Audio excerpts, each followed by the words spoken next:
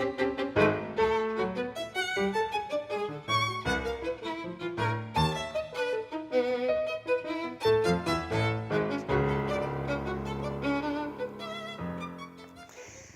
evening. My name is Rita Hicks, and on behalf of the League of Women Voters of the Houston Area Education Fund, I'd like to welcome you to Conversations with the Candidates. Really, really exciting time. We are this close to Election Day, so I have a couple of really important announcements to kick off our hour together before we launch into our conversation. The first is that early voting starts on Monday. That's Monday, October 22nd. Early voting starts, and you, whether you're in Harris County, Fort Bend County, or Montgomery County, during early voting, you can vote at any polling location. If you want to find the polling location nearest you in Harris County, you can go to harrisvotes.com, or you can check our website, vote411.org, and search by zip code. Which leads me to my second announcement, and that's that our voter guide is out, both in paper and online. If you check your local libraries, churches, there are a lot of locations where you can pick up a copy totally free if you want to see it in the paper. But you also can check it out at vote411.org. You can search by zip code, and your ballot will be populated for you. Information about where you're going to vote, information about the candidates and ballot measures that are going to be on your ballot in particular. You can actually even go through it and print it out and take it with you to the ballot, and you can have it with you in the ballot box. So if you want to take your time and get to know the candidates, all of their answers are published there. Check it out, vote411.org. Tonight's conversation is kind of an exciting one. It is another congressional conversation, and it is another congressional conversation in an open race. What that means is that our longtime incumbent Congressman Ted Poe is retiring, and the field of candidates they're going to hear from for this position are all new, potentially, to the position. So a whole new, fresh slate of candidates to hear from. Very, very exciting. There are 4 candidates in this race. They were all invited to participate, and the candidates that you see on camera tonight are the ones that accepted our invitation. So again, we're going to be hearing from the candidates for U.S. Congressional District 2, and our first candidate tonight is the Democratic candidate for U.S. Congressional District 2, Mr. Todd Litton. Welcome. Thanks for having me, Rita. Pleasure to be here. We are so happy to have you. So we have tons of questions about your positions and your qualifications and all that, but first, just take a minute and tell us about you. Sure. I was born and raised here in Houston. I grew up in a home where my mom, as we say in Texas, is a yellow dog Democrat, and my dad is a common sense conservative, I like to say. So every 4 years around the kitchen table got a little heated. They are still married, I will say, but my brother, sister, and I all grew up understanding you could have big political differences, but still love and respect one another. And so, that's something that I've really taken with me. And as my wife, Jennifer, and I started talking about well over a year ago, thinking about getting in this race, we really looked to see what was happening up in Washington. We just felt it was so fundamentally broken that we thought we had to try and lead a better way forward. And it is this way that I've experienced here in Houston. I was born and raised here in Houston, grew up here. And really, in our community, we see a way of respecting all people, working together, finding solutions, and getting things done. That's not what's happening in Washington right now. That's not what's happening at all. It's so divided. It's so partisan that just, we have really big concerns for the future for both our kids, but also really for our country. And so it's just a way of, we think of trying to lead a better way forward from Houston, from this great community. I've practiced law here, I've worked in investments, and I've led nonprofit efforts, and I've also built bridges across these different communities, across communities of people, but also between like the business community and the education system, and trying to strengthen our systems for all people. And I think that's the kind of thing we need to see happening in Washington. There are ways to find win-wins. Not everything's a zero-sum partisan game.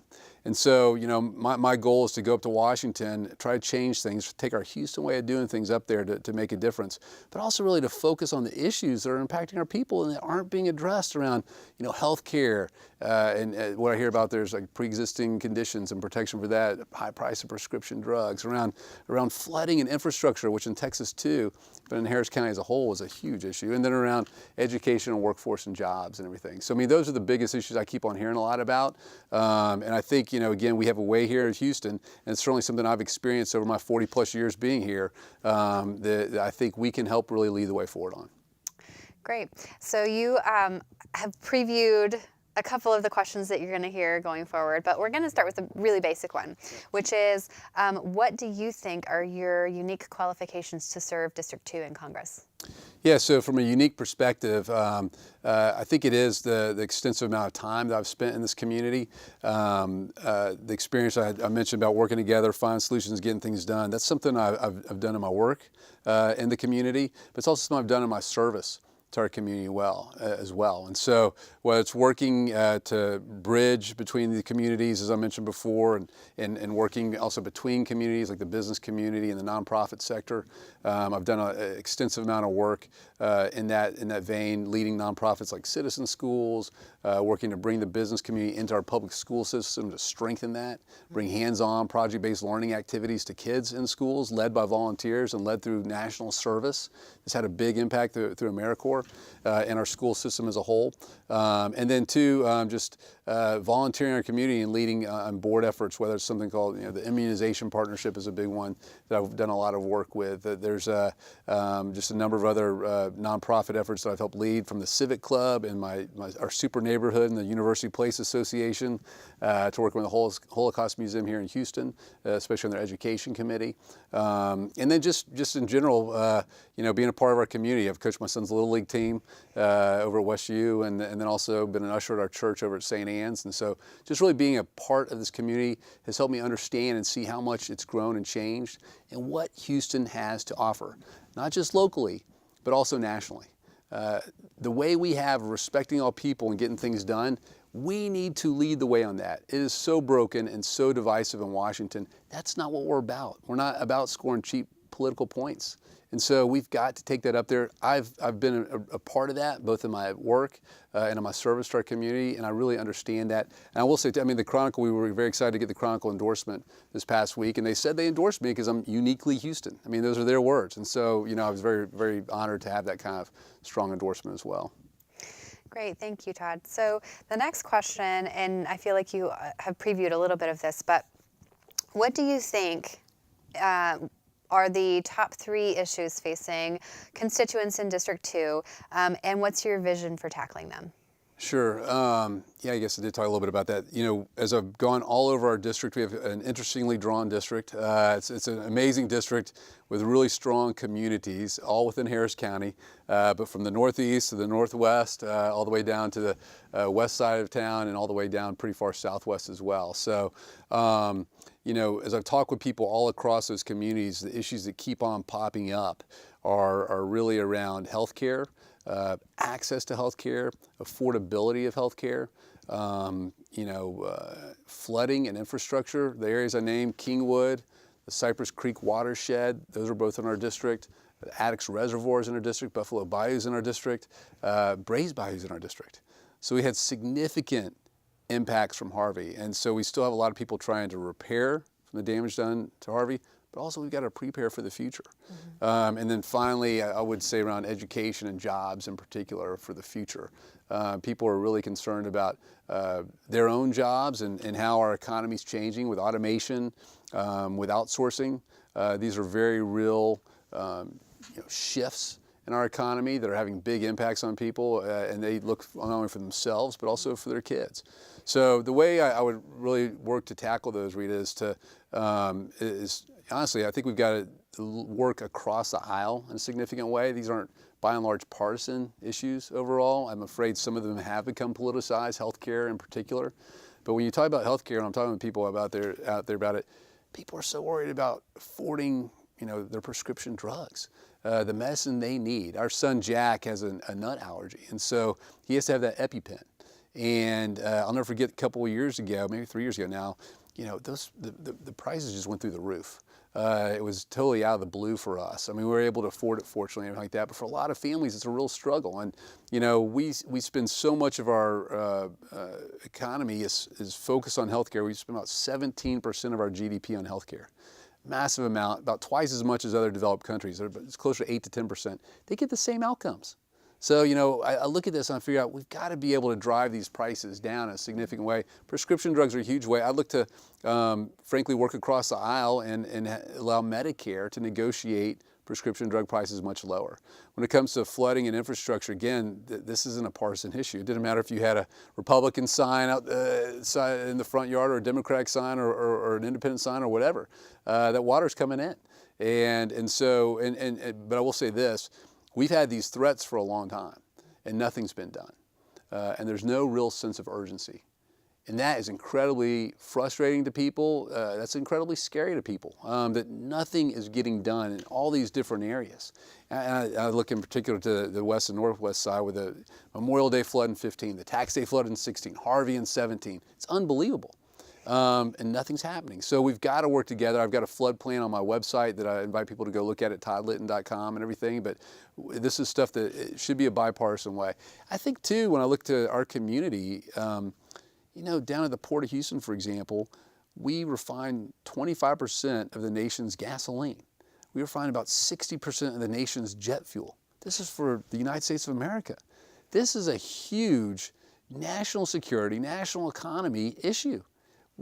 Having the Ike Dike and other things like that to protect the port, protect the coast, I can't understand how 10 years since Hurricane Ike, nothing's been done on that. So to say there's no real lack of urgency is very accurate. I'm going to make this a key priority for how we do that and how we reach across the aisle, how we make sure these things happen, but also to show people these are areas that need investment, not just here locally, but nationally. We've got to protect this area as a whole.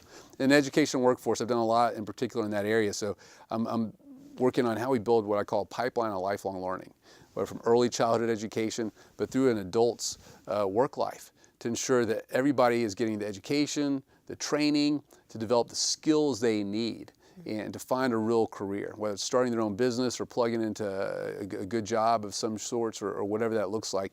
And I think that pipeline of lifelong learning has to include things like, partnerships between businesses and unions and the military and our community college and four-year university system to figure out how we get training for people that they're able to access. Great. So the next question is completely shifting gears, but one of the things that Congress has struggled with for a very long time now is how to tackle comprehensive immigration reform.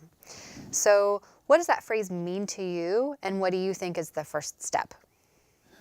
That has become, unfortunately, I think, a real political football. I mean, and what we need to really zoom out and look at is we're talking about people. We're talking about people, human beings. And we need to, think first and foremost, I think about that.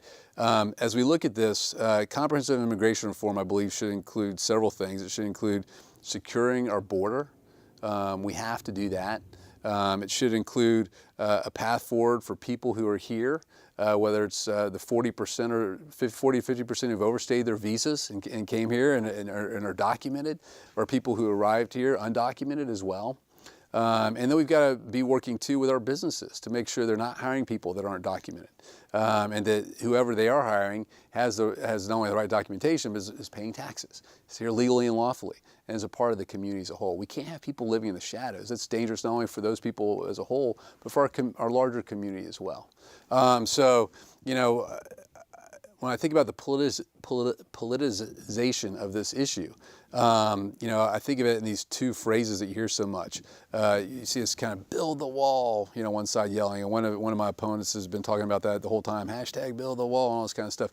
The other side, you got yelling, abolish ICE. I mean, well, let me just be clear. The zero tolerance policy, we got to get rid of. That doesn't make any sense. That's not what our country's about. We're not about separating families. That's completely contrary to our values as a country.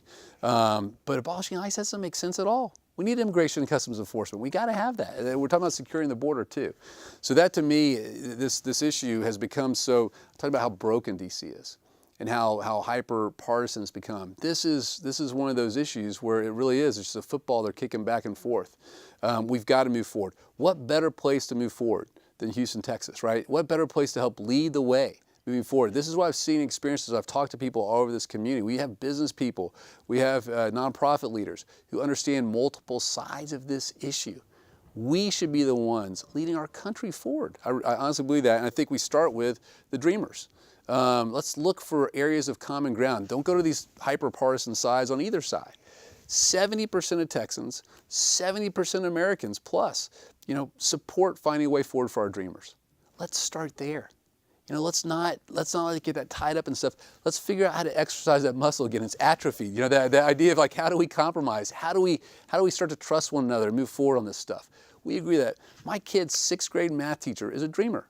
I wrote something about DOC over a year ago, in the 5-year anniversary of that, saying this is such an important bill for us, and we need to pass a Clean Dream Act. We need to get this for every person who was brought here.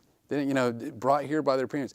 He reached out to me right after I wrote it and said, I'd love to talk with you about my experience. And then after we talked for over an hour, he said, I'd love for you to share that. And I asked him if I could share it. And he said, oh, that's why we're talking. I want you to share my story. His name is Mr. Nigoche. He teaches 6th grade at math at my kids' middle school in Houston ISD. He's a coach for the UIL team and the soccer team.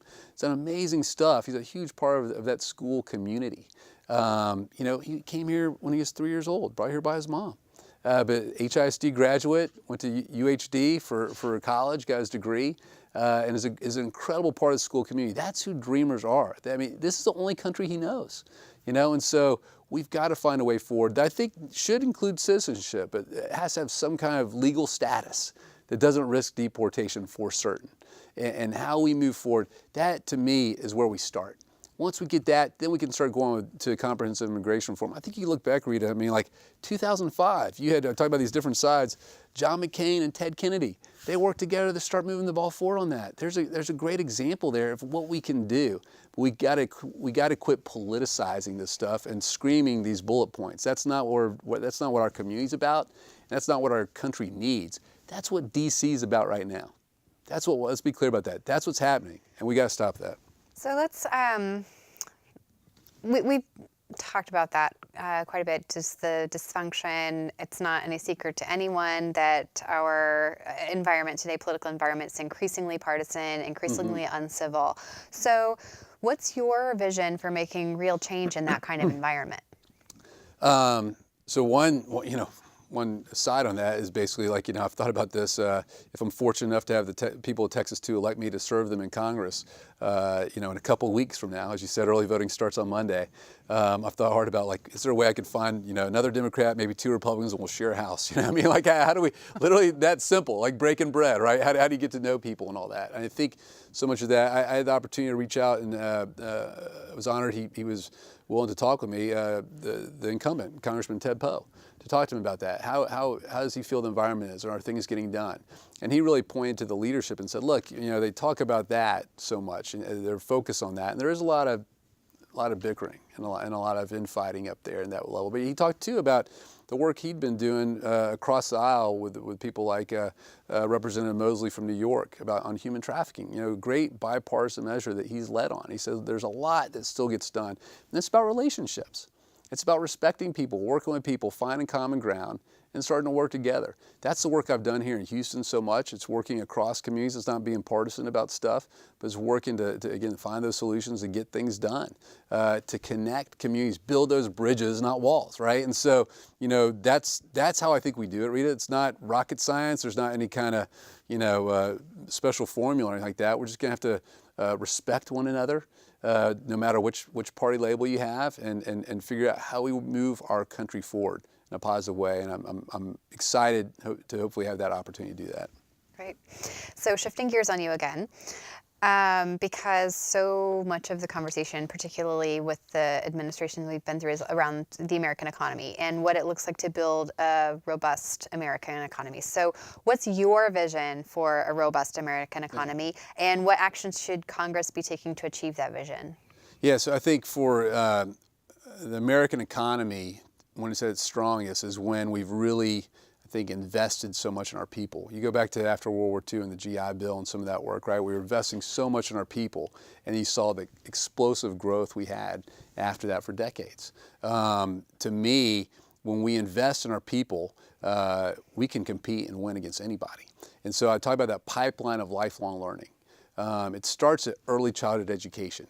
we need to start investing in our children and really in our families from an early age, whether it's a maternity or paternity leave for parents of young children, but also high quality early childhood education. I've worked in investments, I've practiced law. My first time in the nonprofit sector, if you will, was kind of by chance. It was after Enron blew up, where I'd been, fortunately, for a very short period of time. It was a big curveball for me, nothing too significant, but I was hired by two different nonprofits, one called the Center for Houston's Future, part of our Greater Houston Partnership Business Chamber, the other called the Collaborative for Children. It's an incredible early childhood education nonprofit. They jointly hired me to lead an effort of around 100 people, 100 leaders from all of our community in Harris County looking at early childhood education.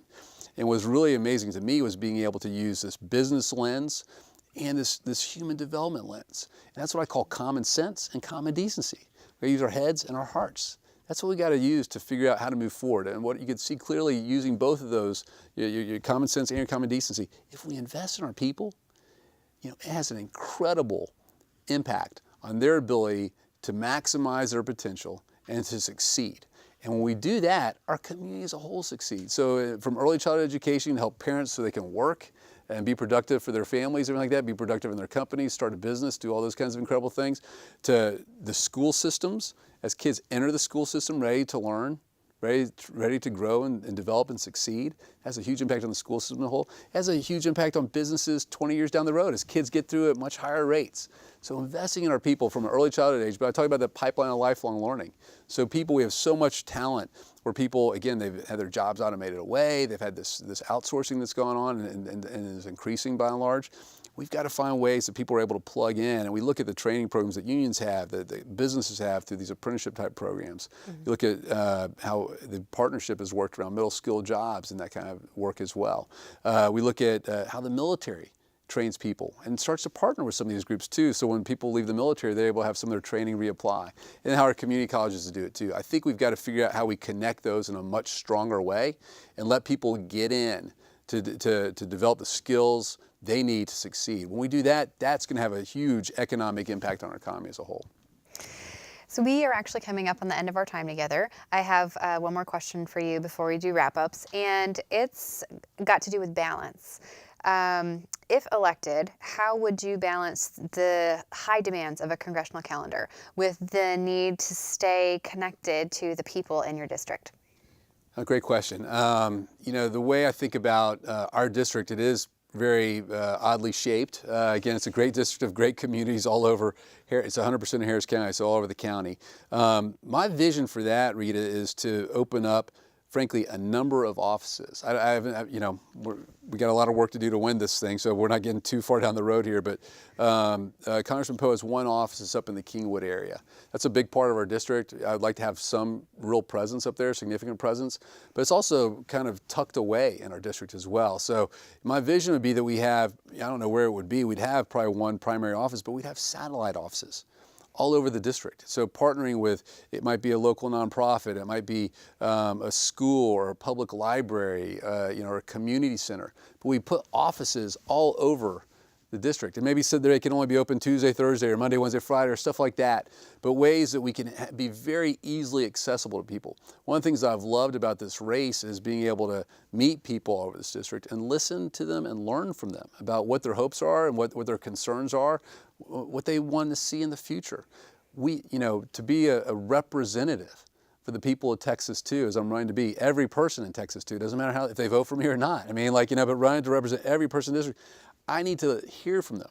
I need to be accessible to them and be accountable to them too. And I think too, the Harris County Flood Control District did us a great service when they went around to all the 22 watersheds in Harris County.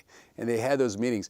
I pledged on my flood control plan, for example, I want to have quarterly meetings in these various areas to try to figure out, to keep people tied to us, make sure that what's happening is transparent to them, and that the timing on things is being, we're being accountable to them for that timing too.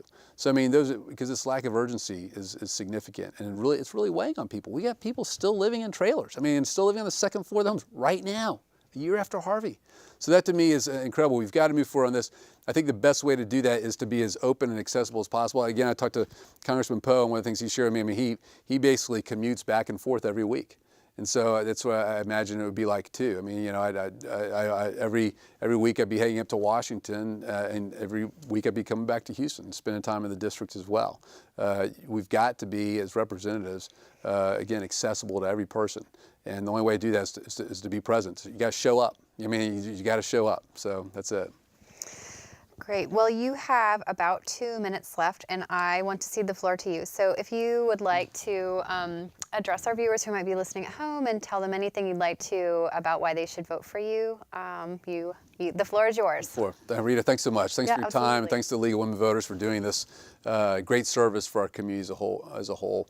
I'm very honored to be here with you tonight, and excited to make this race for, as I've said before, the United States House of Representatives. It's not the Republican House. It's not the Democratic House. It's the United States House of Representatives. And what I've seen and experienced all over this district, energy from all different parts of the district, is that people are truly understanding that this is a critical race for our country. And I want to be clear about that. It's not a critical race for the Democratic Party or for the Republican Party. This is a critical race for America and what our future is going to look like. I've seen this future right here in Houston. We saw this after Harvey, where you had neighbor helping neighbor, stranger helping stranger. Nobody asked if you grew up here or were born here. Nobody cared what you looked like or how you loved or how you prayed or even how you voted. It was just get in the boat. Get in the boat, let's go. And that's what our community is about. That's also what America's about. In America, we're all in the same boat. And in this election cycle, we see is these two futures that we're looking at right now, two futures for our country. And that's why I think it's such a critical election.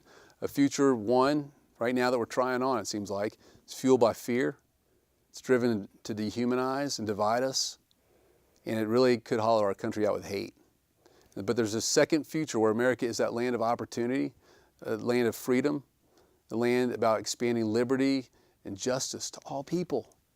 That's what our country's all about. And I believe at the core, that's what this election's about. You know, I really would appreciate your consideration, and I would appreciate your vote to represent all the people of Texas too, Republican, Democrat, and Independent alike. Thank you so much. Well, thank you so much for joining us tonight. You have been listening to Todd Litton, the Democratic candidate for U.S. Congressional District 2. Sit tight. We'll be back with the next candidate in just a moment.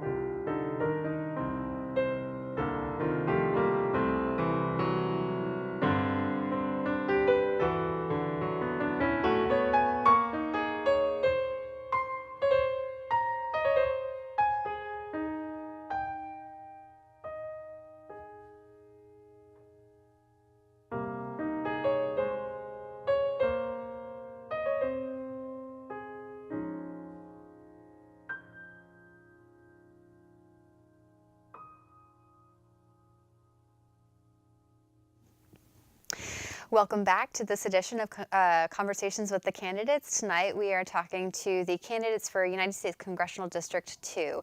Our next candidate is the independent candidate on your ballot, Mr. Scott Kubler. Thank you so much for joining us. Thanks for having me. So we will get into your qualifications and policy positions and all of that in just a few minutes. But first, why don't you tell our viewers at home a little bit about yourself? Well, thanks. We've been back in Houston for about 4 years now. And I say back because I lived in Houston from 1988 to 1992. I went to school in San Antonio and came here to work as an accountant, consultant, and then I joined the Marine Corps. And so went away for a bunch of years and got back here about 4 years ago. And let me tell you how it's so great to be back in Houston. I got 4 kids. 2 of them are in Los Angeles right now going to college. I got one in New York City. It works for in finance. And I have my son, my oldest, his wife and my granddaughter live here in Houston, and he and I work together. Great, thank you. So we'll just dive right in. First question is a pretty basic one. Tell me what you think are your unique qualifications to serve District 2 in Congress. Oh, well, thank you. I kind of have a little bit of a different background. If I can be bold enough to say that I'm kind of actually qualified for this. So to go back to where we started talking about this, is I went to Trinity University in San Antonio. I have degrees in accounting, finance, and computer science. Came here and worked as an accountant and a systems engineer for about 3.5 years, and then I joined the Marine Corps. I spent 10 years in the Marine Corps as an infantry officer.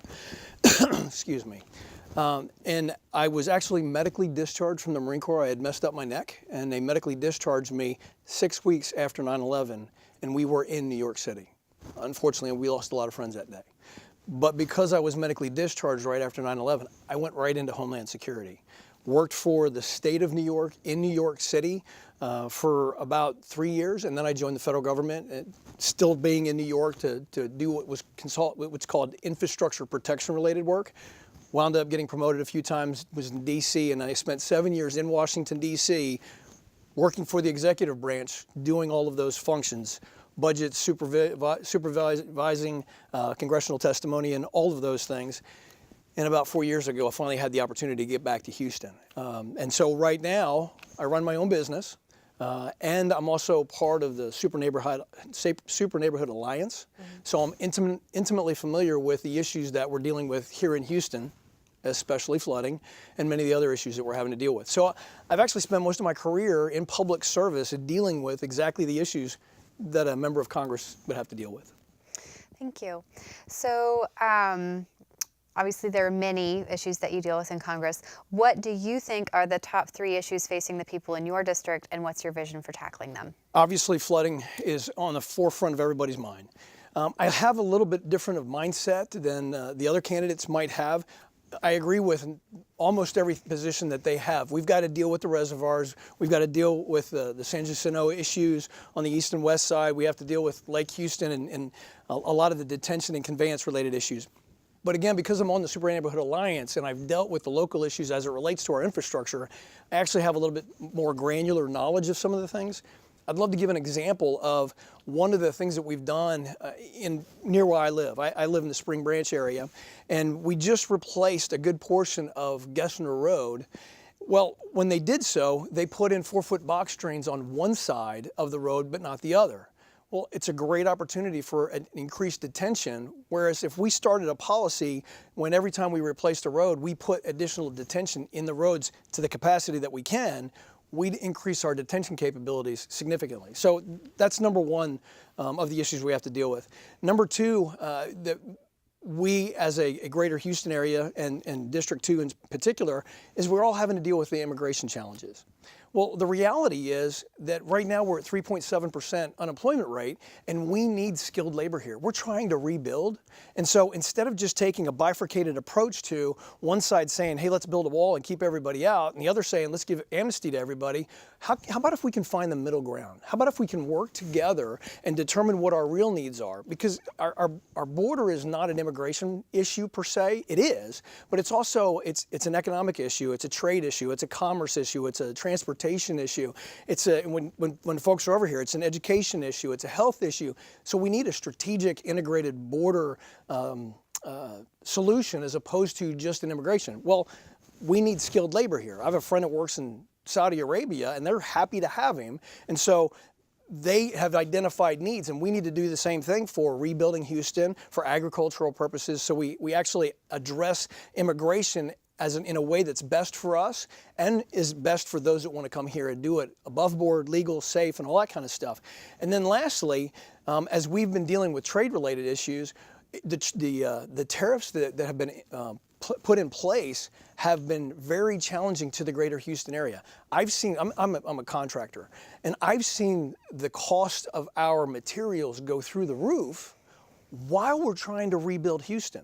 So those are my priorities as it relates to what specifically impacts Congressional District 2. I think those are the issues we really need to address first and foremost. Great. Thank you. So my next question was actually going to be about comprehensive immigration reform. You've kind of already addressed it. Is there anything else you'd like to say on that topic? I don't know if I want to say additional, maybe just enhance what I was saying a bit.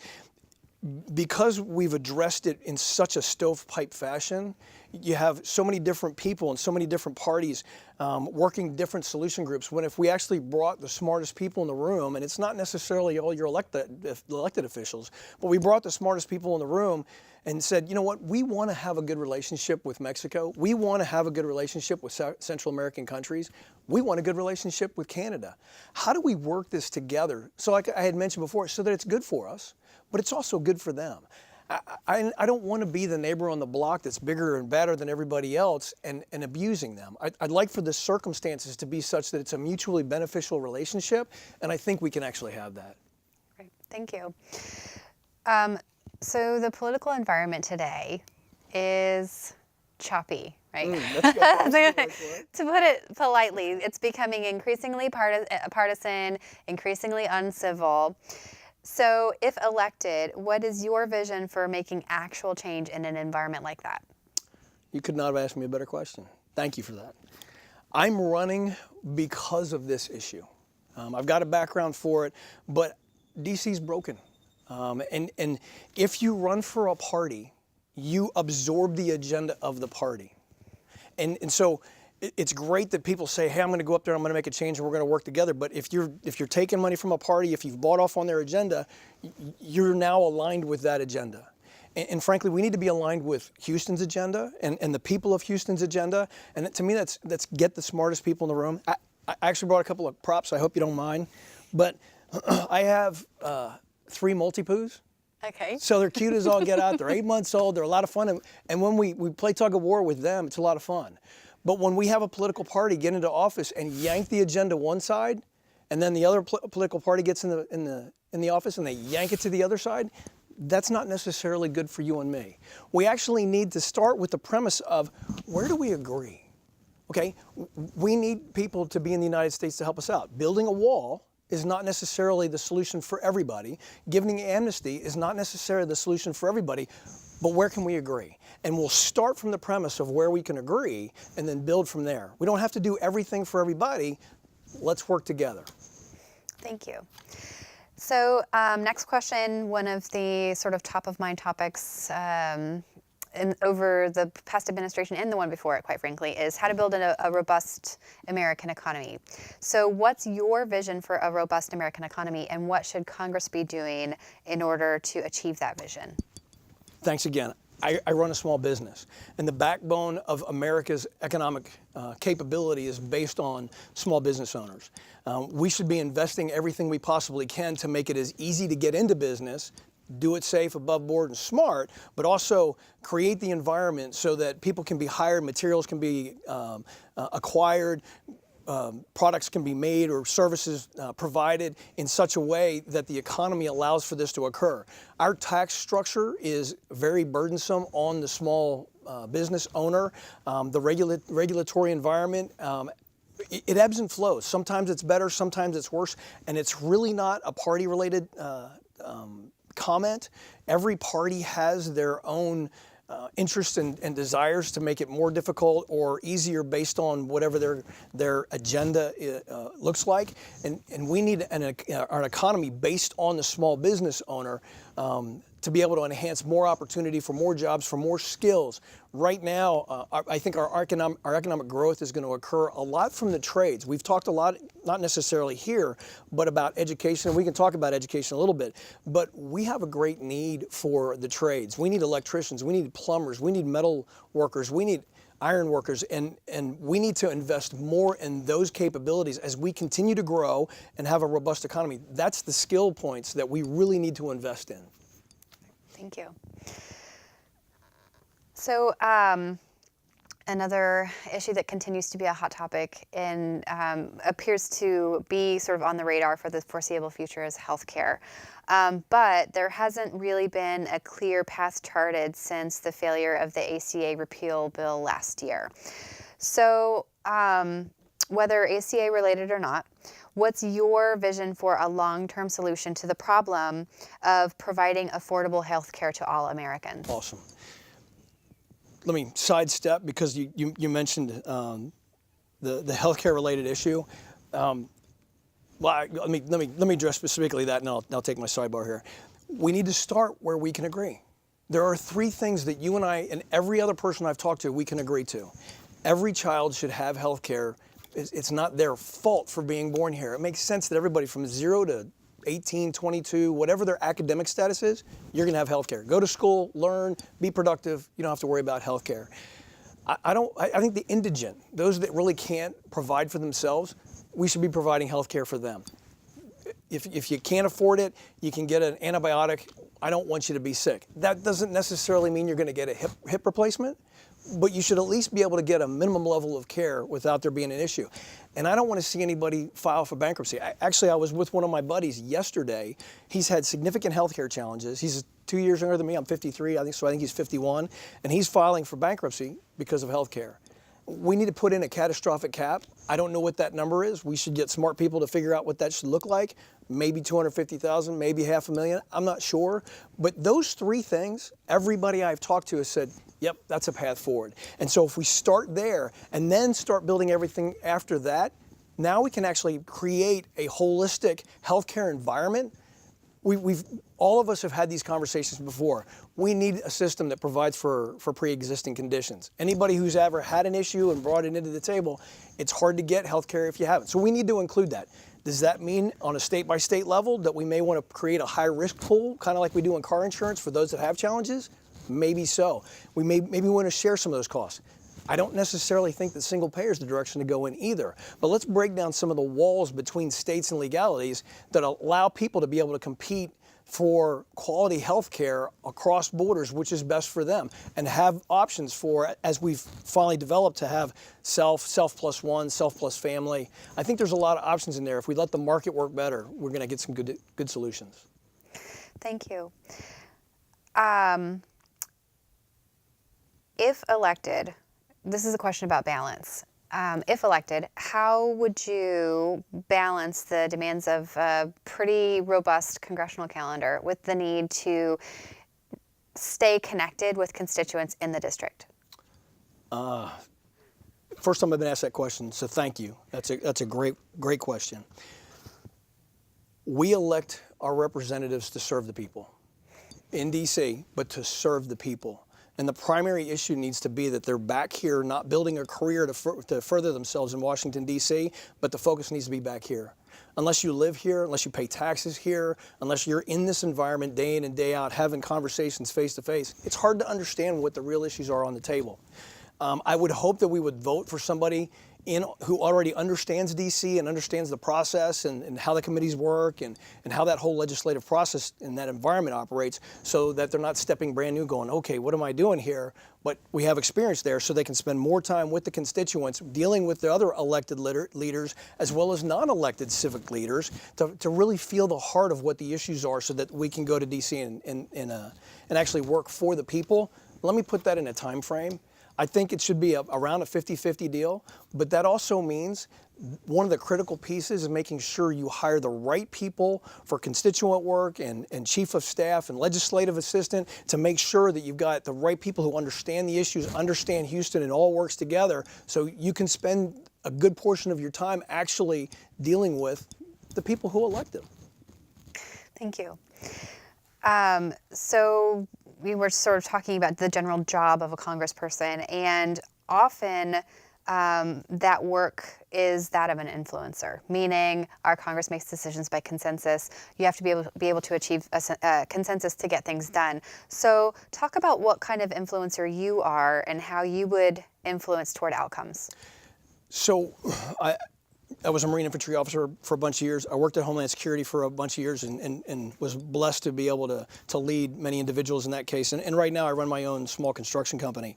My son has had to hear me say over and over again that we are in the human development business.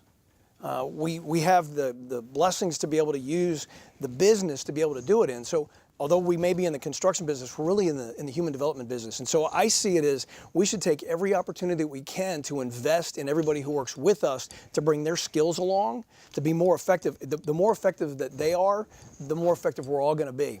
So that's in developing your office and how they work. But the reality is we should be so engaged at the congressional level with our other partners and the constituents. Now, it's hard necessarily in Congress. You've got 435 representatives, but we all use our strengths and we help each other in our weaknesses and what we understand.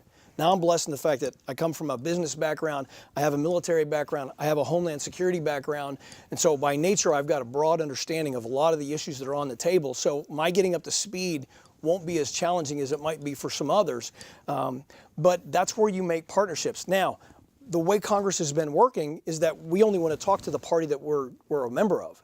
And then the reality is no one should get their way. Like we talked about my dogs fighting back and forth and yanking things back and forth. No one should be overly happy with any bill that gets passed. Because if you did that, let's take, for example, and this is kind of where I was headed earlier.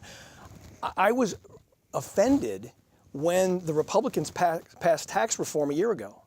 And I'm not against tax reform. I was offended when they passed it when nobody had read it and it had grammatical errors. That's not in the best interest of the people of the United States, and it's especially not in the best interest of people in Houston. But I was equally offended when the Democrats passed Obamacare and Nancy Pelosi said we need to pass it to see what's in it. How is that good for us? That's what we need to stop. Okay, folks, let's work together. Let's not just yank the agenda, but let's actually put bills together where we collaborate. The word isn't compromise. No one wants to compromise their values, but we should be collaborating on the issues so we can come to a negotiated settlement on something we can all live with and work forward with. That's why this healthcare issue, should it be a single payer system? Should it be a free-for-all? No. Where can we agree, and how do we build on that to do what's in the best interest of everybody? All right, thank you. So shifting gears just a little bit, talking about current events. With the resignation of Nikki Haley last week from her position with the UN, there have been concerns expressed about what's next for the U.S.'s relationship with the UN, with some of the allies we have had some rocky relationships with lately. I'm curious whether you believe there's a role Congress can play in addressing these concerns, and if so, what should it be? As we all understand from the civics class that we took years ago, we're supposed to have three equal parts of government, and the legislative branch is supposed to provide oversight on the executive branch, and I think we've kind of not been doing that. We've been ceding more and more power and control over to the executive branch. I'd like to see the advise and consent capability within Congress, especially for treaties and some of those types of environments, whether it be on trade, whether it be on foreign policy. I'd like to see Congress be more active. But Congress needs to work together, kind of like we were just talking about earlier. And so instead of it being an adversarial relationship, Congress works together to provide a body where the president says, hey, you're responsible to the people and so am I, so let's work together and move forward on this. I'll tell you one that was most problematic for me. When the president was negotiating his own whatever with North Korea, and South Korea found out from an announcement that we weren't going to be doing military exercises anymore, that shocked them. Well, that's an impact to their national security. That's an impact to their economic status. It's an impact to the entire Pacific Rim type environment. Those types of challenges, I don't necessarily think in our best interest. Whether we have some issues with NATO because of who pays for what, those are certainly things we should address and work out. But Russia has shown itself to be very adversarial in the way they're doing stuff.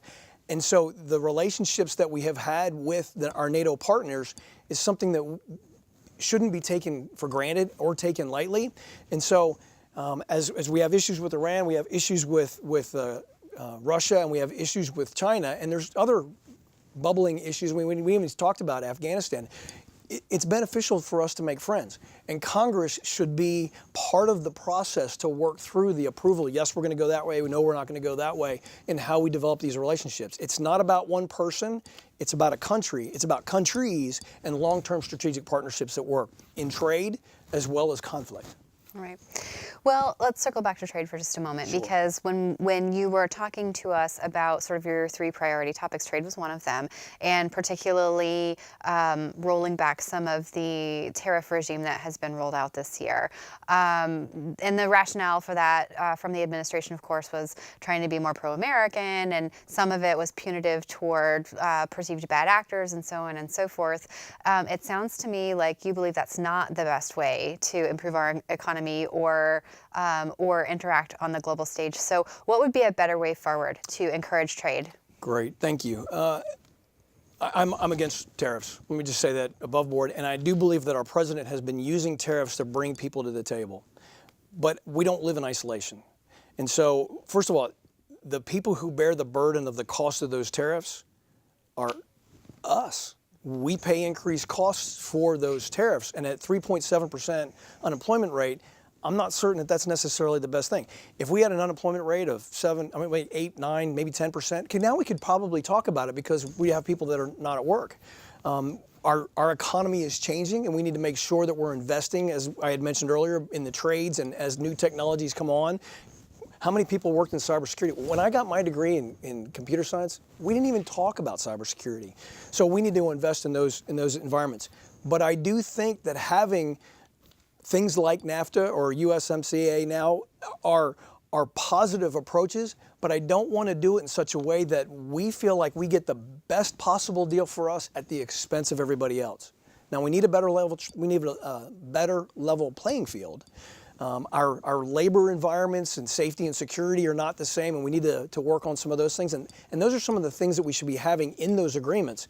Well, at the same time, I do think that we are, to some extent, our brother's keeper, and we should be investing in countries that have not had the fortuitous economic growth that we've had.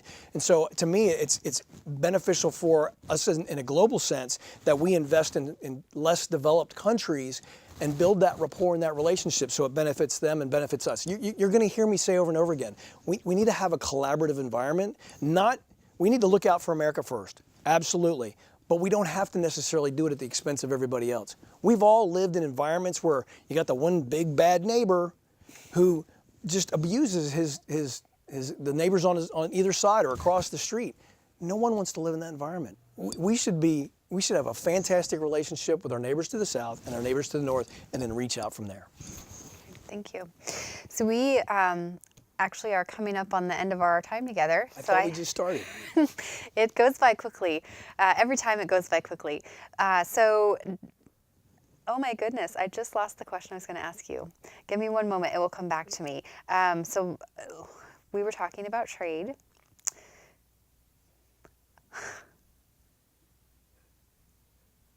I'm trying to remember the last. What's important to you?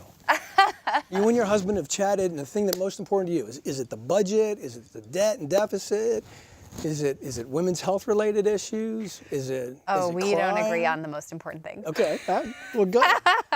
But I think that that's becoming increasingly more the case. I actually remember my question now. Right. It had to do with congressional oversight, which you mentioned earlier.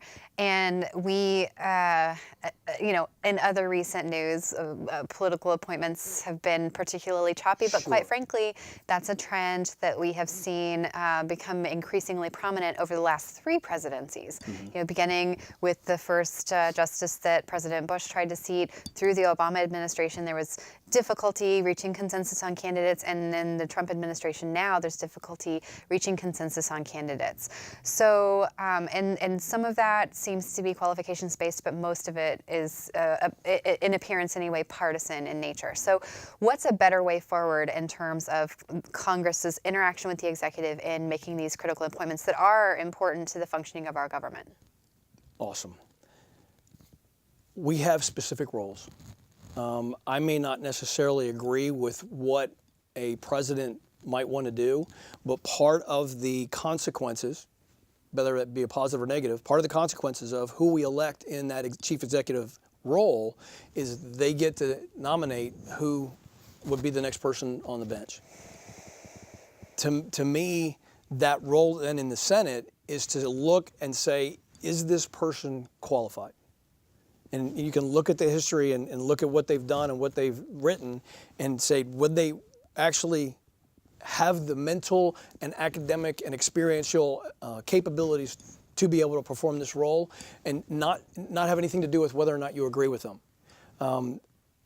Just as much as Sotomayor has one side of the political spectrum in the way she makes her decision-making process, and it looks like Kavanaugh will probably have the opposite, or Gorsuch has the opposite. But they're both eminently qualified, and that's why we vote for a president. And that's part of the role. Now, Congress, Senate in this case, should be looking at that environment and saying, are they qualified or not? If there's some serious judicial issue associated with them, okay, now we need to wait, we need to pause here a second, because they may not be the best qualified in that case. But when we start looking at beyond that, those are the things that should have been weighed out way in advance. Now, I'll specifically address our most recent issue. No one won in that debate. Congress didn't win, Ms. Ford didn't win, Mr. Kavanaugh didn't win, we didn't win. And until we get back to what's the best way to approach something, where can we find agreement, how do we move forward, this will continue. This is why I'm so fiercely nonpartisan. We shouldn't have a political agenda that we're going to ram through whenever we get in control. What we should be is a neighbor. We're called to love our neighbors. Well, we're also called to love our enemies. And so we should look at every environment as to, okay, where can we agree? Let's start where we can agree and let's build on there. We may not get very far beyond that, but let's start there. And so as it relates to this judicial environment, we voted for a president, the president gets it. Now, do we agree or not agree whether the person is qualified and has had serious academic, educational, and intellectual capability to do this? Yeah or nay? Thank you. So we have about a minute and a half left, okay, and I would love for you to take that time and address our viewers who may be watching at home and let them know why you think they should vote for you. Awesome. Thank you so much for giving me the opportunity to be here and to chat with you. Over the last couple of months as we've been campaigning and been out amongst the community, the comment that I keep making over and over again is I'm fiercely nonpartisan. I'm not a Democrat. I'm not a Republican. I don't have an agenda. And in fact, for my last prop, what we run into is an environment where one side tries to sell you a white collar environment, and the other tries to sell you a black color environment. And the reality is that we're all a bunch of different colors. We have different backgrounds and ideas and thoughts and experiences, and we need to start with the basis of where we agree and build upon that. Nobody, my neighbors, my friends, my family, like what's going on in Washington, D.C. And if we elect a party-based candidate, we're going to continue the same environment we currently have.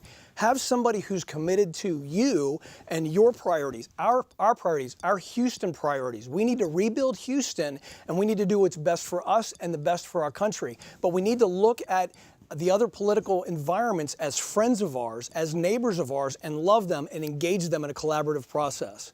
I think that's what you want. That's what I want. Thank you for having the opportunity to be able to chat with you today.